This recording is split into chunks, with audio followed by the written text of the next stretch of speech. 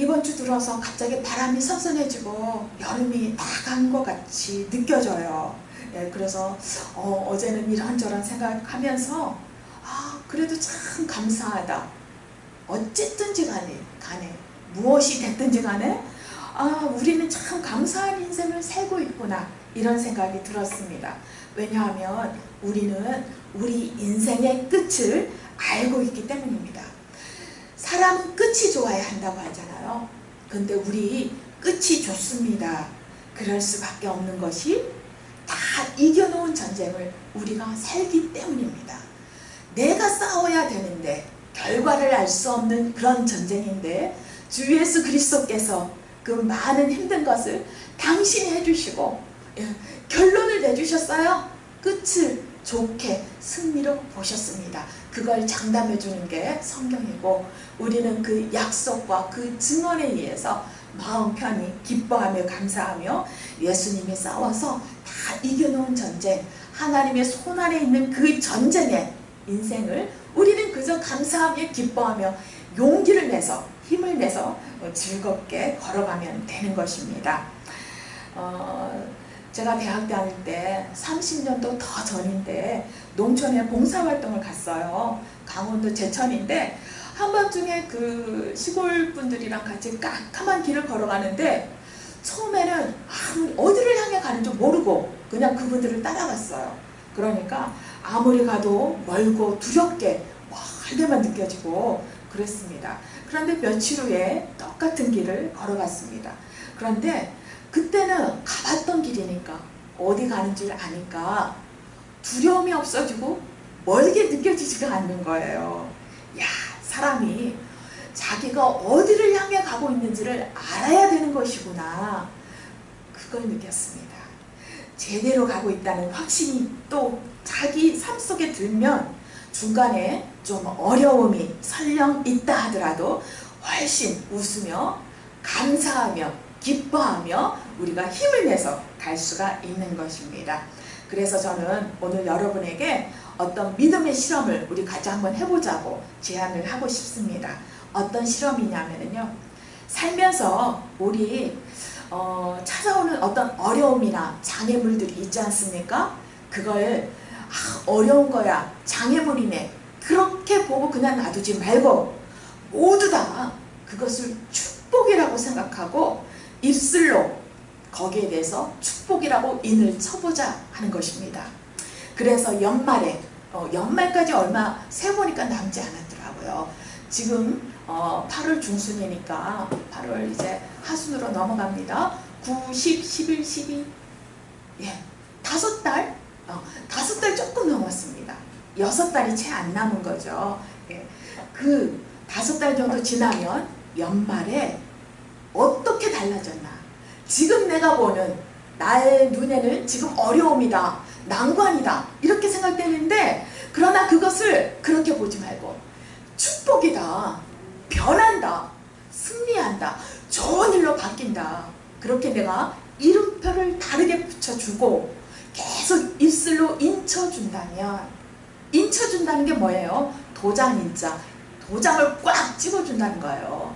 사람은 하나님 앞에 어떻게 도장을 찍냐 하면요, 도장밥으로 도장 찍는 게 아니라 입술로 말을 해서 도장을 찍는 것입니다. 그렇게 인을 쳐준다면 우리의 5달 후는 어떻게 달라져 있을까? 그것을 한번 연말에는 서로 이야기를 나눠보기를 원합니다. 핵심은 2가지예요. 어려움이 있다 할지라도 그것을 우리는 어려움이라 보지 말고 생각하기를 축복이다. 축복이 변장돼서 왔는데 껍데기를 벗기면 축복이 된다. 축복이라고 생각하고 그것을 입술로 고백하는 것입니다. 축복이라고 생각하고 2번째는 입술로 고백하는 것. 이것은 하나님께서 나와 함께 계심을 보여주는 일이 된다. 이 말을 계속 하자는 것입니다. 어때요? 하실 수 있겠어요? 하실 수 있죠? 이걸 결심하면 되는 겁니다. 한번 결심해 보자고요.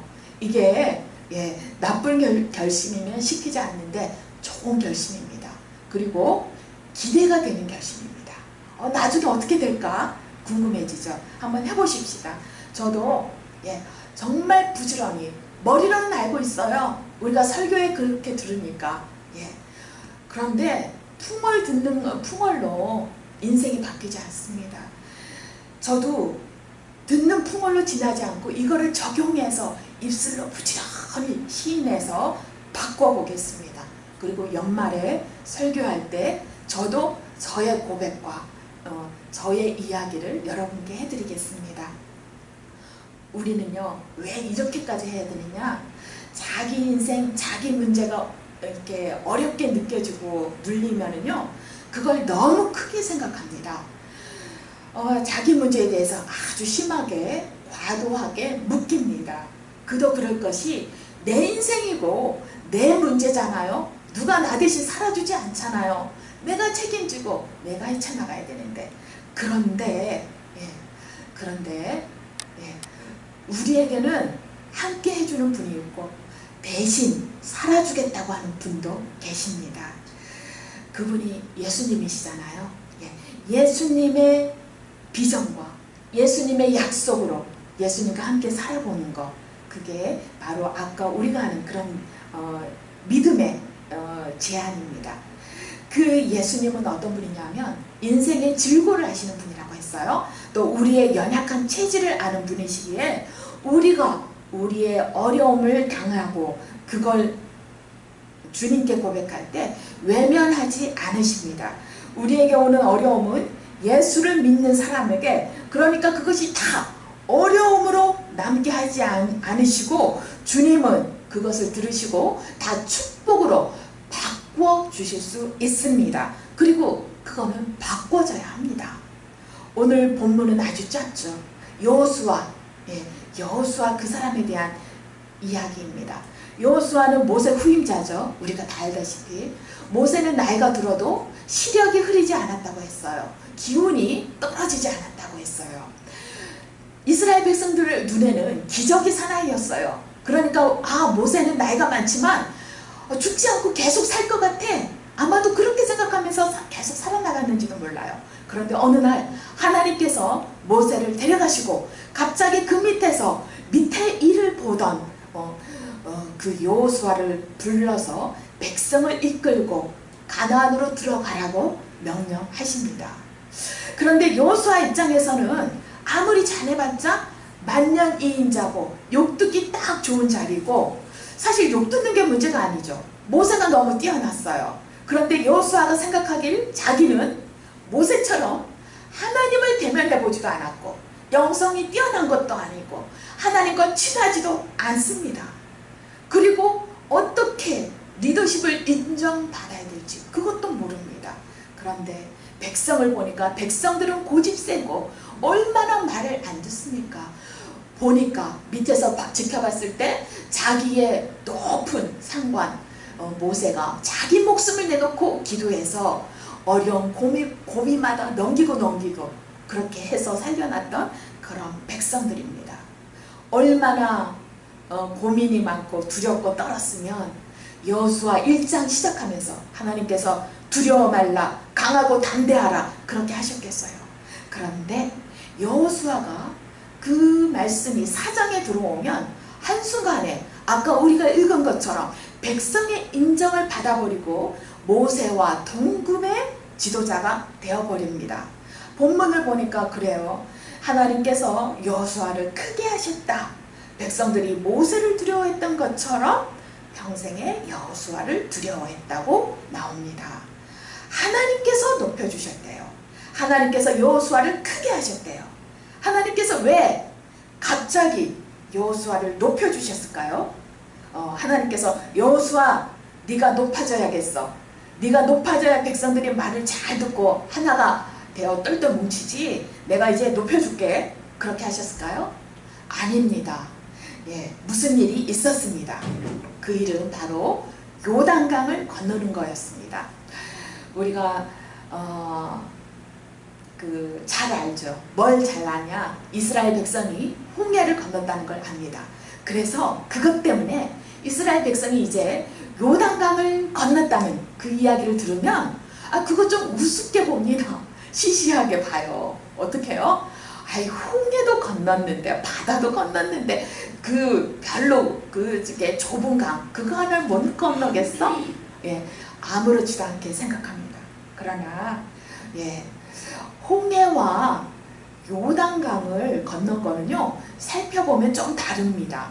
여호수아 입장에서 보면은요, 예, 가슴을 졸이게 하는 면들이 있어요. 첫 번째는 때가 너무 안 좋습니다. 상황이 안 좋아요. 비가 오면 우기면 물이 불어서 언덕까지 차서 휩쓸려 가서 빠져 죽습니다. 그래서 건기 때, 비가 없을 때, 한참 강이 말랐을 때 건너면 좀 좋겠는데, 지금 제일 물이 가득 차 있단 말입니다. 건너기 어렵다, 못 건넌다. 그런데 건너야 됩니다. 그런데요, 홍해를 건널 때는요, 여호수아도 홍해 건넜거든요. 마른 땅 뽀송뽀송하게 밟았거든요. 그런데 그때는, 홍해를 건널 때는 하나님께서 그 홍해물이 싹 갈라지게 하셨어요. 그래서 백성들이 건너가기 전에 마른 땅이 보였어요. 그리고 바닷물은 갈라졌고 마른 땅이 나왔고, 마른 땅을 보면서 백성들은 걸어갔습니다. 그런데 요단강은 그게 아니에요. 갈라지지 않았어요. 하나님이 먼저 마른 땅이 드러나게 하지 않으시고 어떻게 하셨냐면, 먼저 언약궤를 맨 제사장이 그 강가에 가서 강에 들어가라, 강물 속으로 들어가, 그렇게 명령하신 거예요. 그러면 내가 물을 갈라주겠다, 이런 말씀도 안 하시고 강물 속으로 들어가, 그렇게 하신 것입니다. 그러니까 어떻게 됐어요?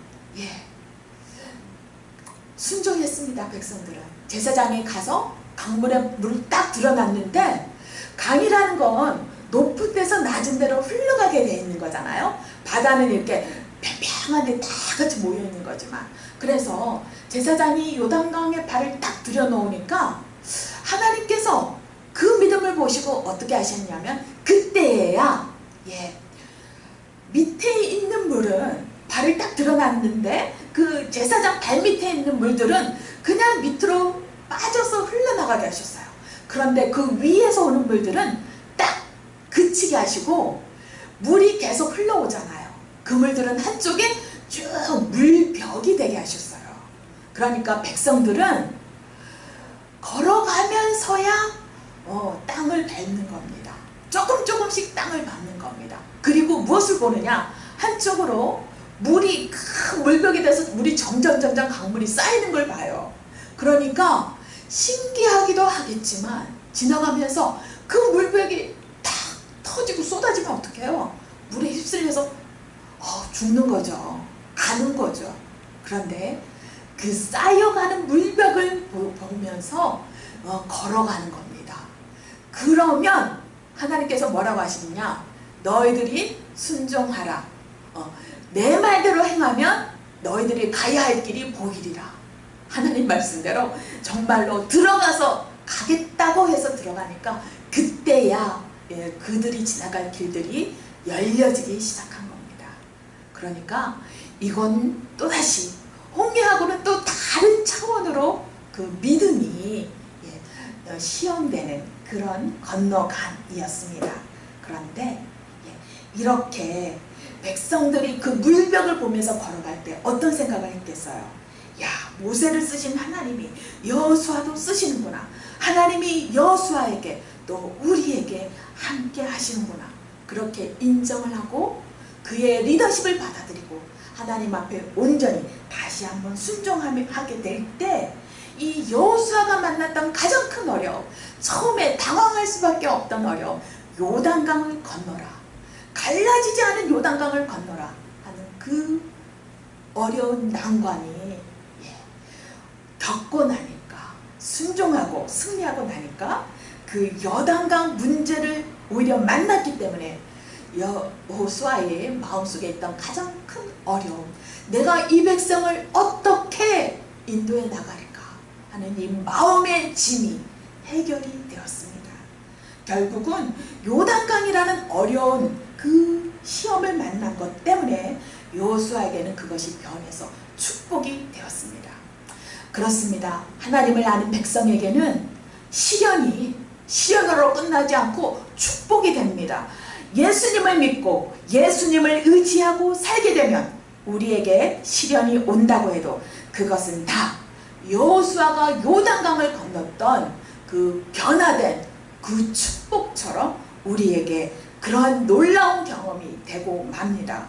분명히 보기에는 시련이지만 믿음 안에서 우리가 그것을 견뎌나가면 그것은 놀라운 축복이 됩니다. 오늘 여러분에게 어떤 어려움이 와 있습니까? 만약 남모르는 어려움 와 있다면, 그렇다면 그건 그냥 어쩌다가 생긴 사건이 아니라 오히려 그 일을 통해서 하나님이 여러분과 함께 하신다는 것을 보여주기 위해서 생긴 사건이다. 이렇게 고백하시기를 예수님 이름으로 축원드립니다. 이렇게 믿으십시오. 나를 힘들게 하고 그러기 위해서 왔다. 아이고 인생은 왜 이렇게 살기 힘들어? 아이고 하나님 나 죽어요. 이게 아니라 입술로 하나님께서 나와 함께 하시는 것을 보여주기 위해서, 그래서 나에게 온 문제구나.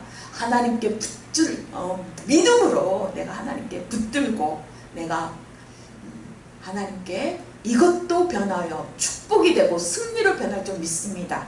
하나님이 나와 함께 살아계신 것을, 나와 함께 하고 계신 것을 보여주는 일이 될 줄로 믿습니다. 그것을 보여주기 위해 나에게 온 것을 내가 입술로 시인하고 고백합니다 하고 하나님께 나아가면 그것은 달라집니다. 절대로 그대로 있지 않습니다. 달라집니다. 그게 영의 법칙입니다. 입술로 고백하면 고백한 대로 되는 거. 이렇게 여기까지 말씀드리면 아마 속에서 이런 다른 생각이 들 수도 있어요. 어떤 생각이냐면요, 이렇게요. 세상 살다 보면 좋은 일 나쁜 일 다 생기는 건데 그걸 다 하나님이 함께 하신다는 걸 보여주기 위해서 생긴 일이라고만 얘기를 해버린다면, 그렇게 선포한다면 행여라도 나중에 나에게 있는 일 중에 하나라도 잘못되면 그걸 어떻게 말로 수습해? 그때는 어쩌려고 목사님 저러시나? 네. 나쁜 결과로 나오면 그때는 목사님은 뭐라고 하실 건데? 이런 생각이 들 수도 있어요. 여러분도 그렇게 생각하십니까? 들 수도 있죠. 그런데 그런 생각에 더 이상 속지 마시기를 바랍니다. 그런 생각에 더 이상 타협해 주지 마세요. 하나님은요, 그렇게 생각하는 것들을 기뻐하지 않으십니다. 사람은 그게 지혜라고 생각합니다. 많은 경우의 수, 이럴 수도 있잖아? 대비해야지. 이런 생각들을 지혜라고 생각하지만 하나님은 그걸 지혜롭게 생각하지 않으십니다. 하나님은 어떻게 생각하시냐면요, 모든 게 다 좋다. 점점 더 좋아지고 있다. 하나님은 그걸 기뻐하시는 거예요. 좋은 건 좋다, 나쁜 건 나쁘다, 이렇게 말하는 걸 하나님은 기뻐하지 않으세요. 예. 하나님이 거짓말을 좋아해서 그래요? 하나님의 진실을 모르셔서 그래요? 하나님의 상황 판단을 못해서 그래요? 아닙니다. 하나님은 진실이 뭔지 아십니다. 사실이 뭔지 아시고 그 미래가 어떤 건지 아십니다. 하나님이 우리에게 꼭 알게 하고 싶어 하는 거는요, 눈에 보이는 거 그게 다가 아니라는 거예요. 나쁜 일이 좋아질 수 있는 길은 유일하게 우리가 입술로 좋아질 것을 믿습니다 할 때, 그렇게 고백할 때 뿐이라는 걸 하나님은 아십니다. 또 하나님은 그렇게 만드셨습니다. 또 나쁜 일이지만, 나쁜 일같이 보이지만 그 나쁜 일을 통해서도 우리가 믿음을 그걸 통해서 하나님께 보여드릴 수 있고, 또 그걸 통해서 하나님께 영광 올려드리려고 노력한다면 얼마든지 우리 인간의 눈에 나빠 보이는 일을 통해서도 하나님께 영광을 올려드릴 수 있습니다.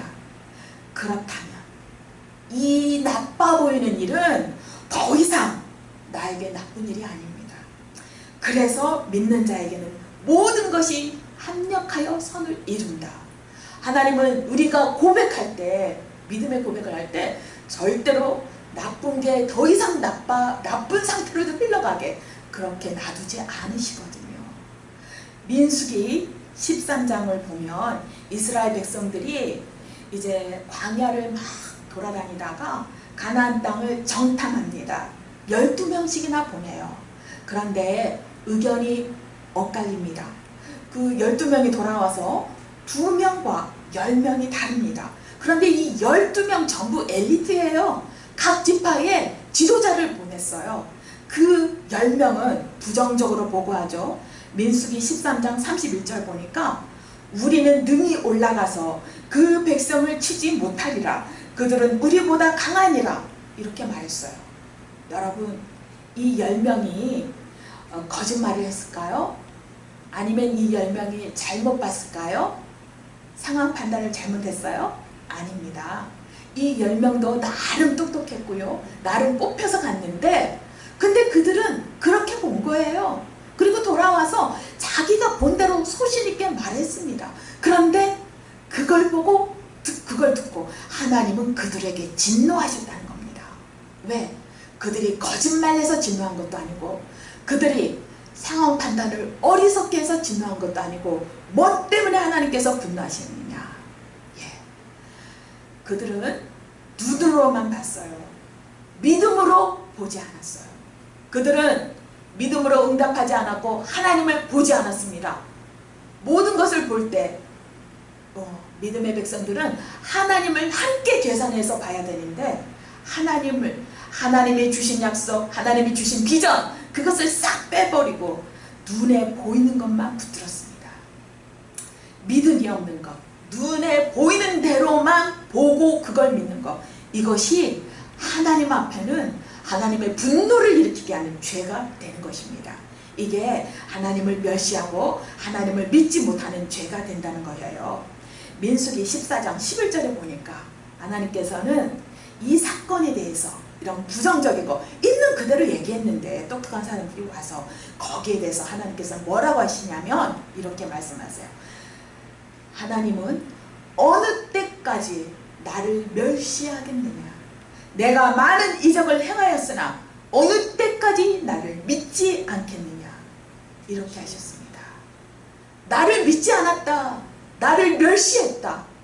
본 대로 들은 대로 말하면 그게 잘한 것이 아니라 하나님 앞에 믿지 않고 하나님을 멸시한 죄가 될 수도 있다는 것입니다.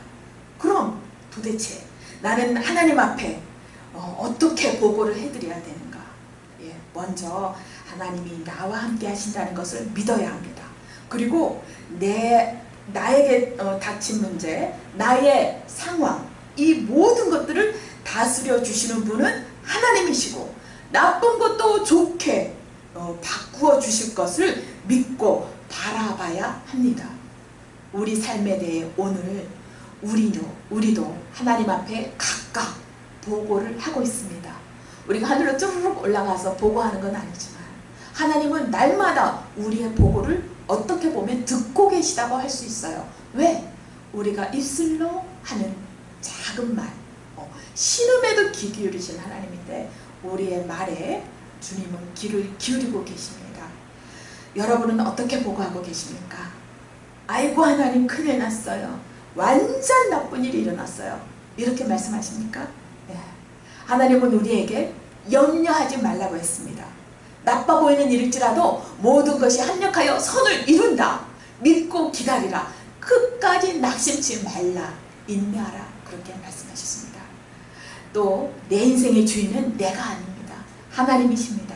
잠언 16장 4절을 보면 너의 행사를 여호와께 맡기라. 그리하면 너가 경영하는 것, 그러니까 내가 속으로 이렇게 됐으면 좋겠다 하고 궁리하는 것, 그것이 이루어지리라 했습니다. 우리는요, 우리의 판단을 최종적으로 내리기 이전에 조금 놔둬야 됩니다. 이건 좋고 이건 나쁜 거야. 나의 판단이 다 옳다고 할 수 없기 때문입니다. 하나님이 판단하십니다. 끝날 때까지는 끝난 것이 아닙니다. 하나님이 붙들어 주시면 달라집니다. 변화됩니다. 역전이 일어납니다. 빨리빨리 응답되는 것도, 그리고 왜 이렇게 응답이 안 돼? 하나님 들으시는 거야? 안 들으시는 거야? 그렇게 생각할 때는 잠자코 움직이지 않는 것처럼 끝까지 벌써 기도한 지 10년이야 20년이야 내가 죽을 때까지 응답 못 볼 것 같아 생각되는 그런 문제까지도 사실은 다 적당한 때를 향해서 움직여 가고 있습니다. 내가 기도하고 있습니까? 내가 믿음으로 붙들고 있습니까? 그러면 내 눈에는 지금 그게 응답받고 있지 않는 것처럼 보이지만 큰 그림은 하나님 앞에 하나님의 뜻을 이루기 위해서 움직여 가고 있습니다. 방향이 맞습니다. 멈추지 말고 낙심치 말고 우리의 생각을 주님께 올려드리고 우리의 입술을 사용해서 믿음의 고백해야 됩니다. 그걸 놓치면 안 됩니다. 좋아 보이는 것, 나빠 보이는 일, 그 모든 걸 하나님께서 만지실 수 있도록 그렇게 하나님께 올려드려야 되는 것입니다.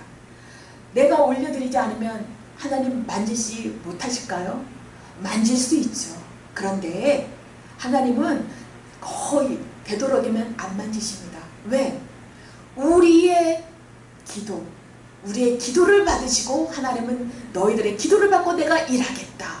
성경에서 곳곳에 말씀하셨기 때문에 또 기도를 높여주셨어요.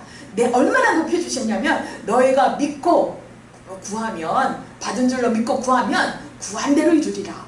그렇게까지 기도를 높여주셨기 때문에 기도를 안 할 때는 그만큼 많은 손해를 우리가 보게 되는 것입니다. 기도하십시오. 큰 어려움일지라도 나에게 핸디캡일지라도 하나님이 함께하여 주심을 나타내는 일이 될 것을 믿습니다 하고 계속적으로 소리내서 내 귀가 듣고 내 입이 고백하고 나가면 하나님께서 들으시고 하나님이 제일 먼저 들으시고 하나님이 바꿔주십니다. 우리에게 일어나는 크고 작은 일, 우리가 먹고 마시는 일까지 다 주의 영광을 위해 쓰임받고 하나님을 높여드리는 일이 될 수가 있습니다. 하나님은 어떤 분이십니까? 하나님은요, 없는 것을 있는 것까지 부르시는 그런 분이라고 했어요. 여기에 철수가 없어요. 그런데 있다고 생각하고 철수야 부르면 철수가 나타난대요. 정말이에요. 로마서 4장 17절 보니까 거기 보니까 어떻게 해요? 하나님은 죽은 자를 살리시며 없는 것을 있는 것까지 부르시는 이시니라. 하나님은요 이런 분이세요. 또 우린 하나님의 자녀잖아요. 자녀는 아버지를 닮아야 하잖아요. 하나님은 당신을 닮은 자녀를 좋아하십니다. 기뻐하십니다. 눈에 보이는 게 다가 아니에요.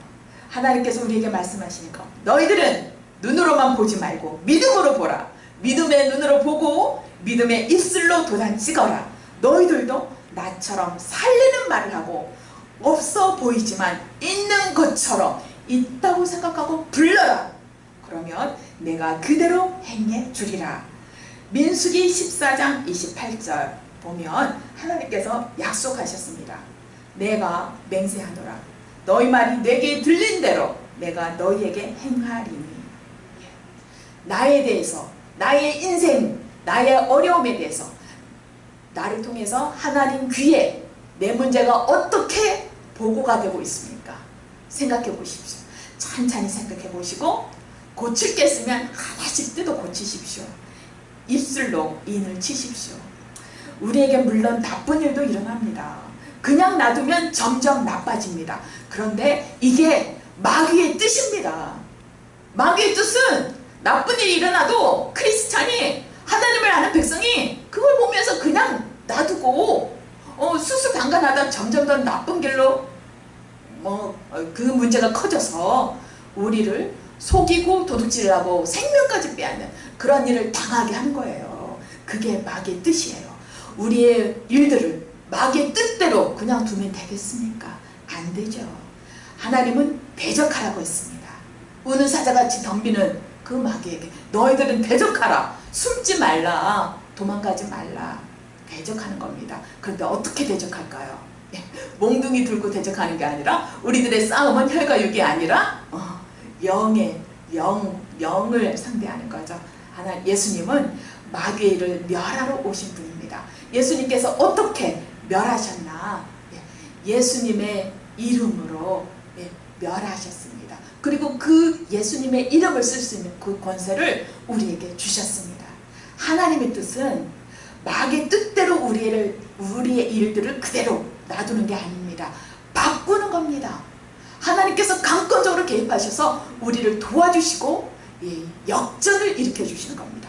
우리를 끝내는 축복하시는 거. 이것이 선하신 하나님의 우리를 향한 뜻입니다.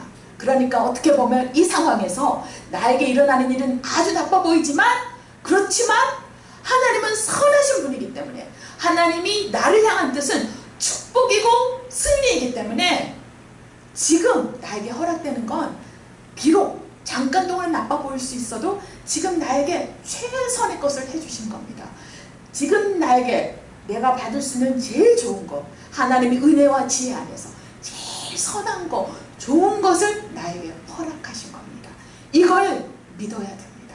그리고 조금 더 있으면 하나님의 더 큰 그림이 나타날 거야. 하나님의 더 분명한 뜻이 나타날 거야. 하나님의 승리의 뜻, 축복의 은혜가 나에게 반드시 이런 어려운 일들을 통해서도 나타나고야 말 것이다. 이렇게 됩니다. 좋은 걸 바라보고 믿고 고백하십시오. 마귀의 뜻대로 그냥 흘러가게 절대로 놔두면 안 됩니다. 하나님은 우리의 믿음과 믿음의 고백을 쓰십니다. 우리의 문제를 만져주시길 원하십니다. 우리를 만나주시고 우리와 함께 해주시기를 원합니다. 그 하나님 사실 우리와 지금 함께 계세요. 함께 계세요. 우리와 동행하십니다. 그것을 우리가 알고 그 하나님의 은혜와 사랑과 능력을 갖다 쓰는 것은, 하나님은 영이시잖아요. 근데 우리는 육이잖아요. 영도 있고.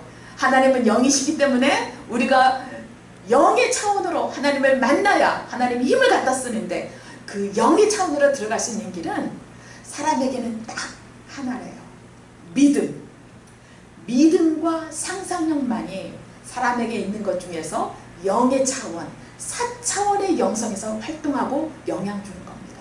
그래서 우리가 믿음을 가져야 되는 거예요. 그래서 예수님이 고쳐주실 때마다 항상 진단하셨던 거, 점검하셨던 거, 믿느냐, 믿음을 체크하셨습니다. 나와 함께 하시는 임마누엘 하나님, 우리 하나님은 그런 하나님이십니다. 고난 가운데 우리 더욱 챙겨주시고 도와주시는 그런 좋은 하나님입니다. 우리에게 어떤 어려움이 오는 것은, 그러니까 이제 우리가 그냥 그걸 어려움이 오네 그렇게 보지 마시고 어떻게 봐야 되겠어요? 우리가 하나님의 사람인 것을 드러내게 하시려고 일어나는구나, 이렇게 봐야 하는 겁니다. 우리가 기도하면 커다랗게 보이던 문제가 기도하면 할수록 점점 작아집니다. 작게 느껴집니다. 바위들처럼 나를 짓누르던 것들이 내가 힘들어서 주님께 부르짖고 막 매달리면, 기도하면 그 문제들이 점점 작고 정말 별거 아니었구나 알아져요. 근데 그때부터 이상하게 편안해지면서 문제가 해결돼 버려요. 그게 영적인 차원의 실력, 영이 영향력을 주는 겁니다. 우리의 믿음과 그 믿음을 가지고 하는 입술의 고백, 그 입술의 고백 중에서도 최고, 그건 기도잖아요. 믿음과 기도로 하나님께 우리가 올려드릴 때 우리의 문제가 점점 작아져서 자갈돌이 되고 마침내는 모래알처럼 돼서 흔적도 없이, 나한테 그런 문제 있었어? 싹 빠져가 나가는 게 하나님께서 우리와 함께 싸워주시고 우리에게 주신 축복입니다. 예수님은 나의 그 어떤 문제보다 크십니다. 예수님은 나 자체를 바꾸실 수 있는 그런 분이십니다. 해결되기 어려워 보이는 문제가 다가오면 기뻐하십시오. 믿음으로 보게 해달라고 하나님께 기도하십시오. 믿음으로 매일 외치십시다. 어떻게 해요? 아까 우리 처음에 시작하면서 제안했죠. 어떻게 외치면 그런 제안이 될까요? 이 일은 어려움이 아니라 이미 해결되었습니다. 이 일은 축복입니다. 이 일은 하나님께서 나와 함께 하심을 증거하기 위해 나타난 일입니다. 하나님은 이걸 다 알고 계십니다. 하나님은 나 대신 오히려 하나님이 걱정하고 계십니다. 나는 걱정하지 않겠습니다. 이 모든 일들이 하나님 눈앞에서 벌어지고 있습니다. 하나님은 알고 계셔. 그러니 나는 걱정 덜 해도 돼. 이미 나는 승리했다. 하나님은 나를 이미 승리자로 보고 계신다. 하나님 맡아주세요. 그리고 하나님의 영광, 하나님이 나와 함께 하신 것을 오히려 이 문제를 통해서 보여주세요. 믿습니다. 하고 자꾸 말씀하세요. 입술로 시인하세요. 그게 기도고, 그게 선포고, 그게 왕의 기도고, 그게 승리하는 길입니다. 이렇게 할 때 놀라운 축복이 임할 걸 믿습니다. 하나님께서 그러한 사람에게는 상 차려 주십니다. 시편에도 있죠. 원수들 보는 앞에 상 차려 주시고, 그리고 하나님의 선하심과 인자하심이 정녕 나를 따르리니 했습니다. 너무 재밌지 않아요? 내가 하나님의 선하심과 인자하심을 막 쫓아가는 게 아니에요. 오히려 이런 믿음의 선포를 막 하고 사는 사람에게는 하나님께서 하나님의 선하심과 인자하심이 막 따라가게, 나를 막 따라가게 그렇게 해주신다는 겁니다. 하나님은 우리를 그렇게 만드셨습니다. 여호수아처럼 믿음으로 요단강을 건너서 하나님께서 크게 해주시는 축복이 저와 여러분에 있기를 원합니다. 하나님께서 함께 해주시는 그 은혜와 축복이 저와 여러분에게 넘치기를 예수님의 이름으로 축원하고 또 축원합니다. 아멘.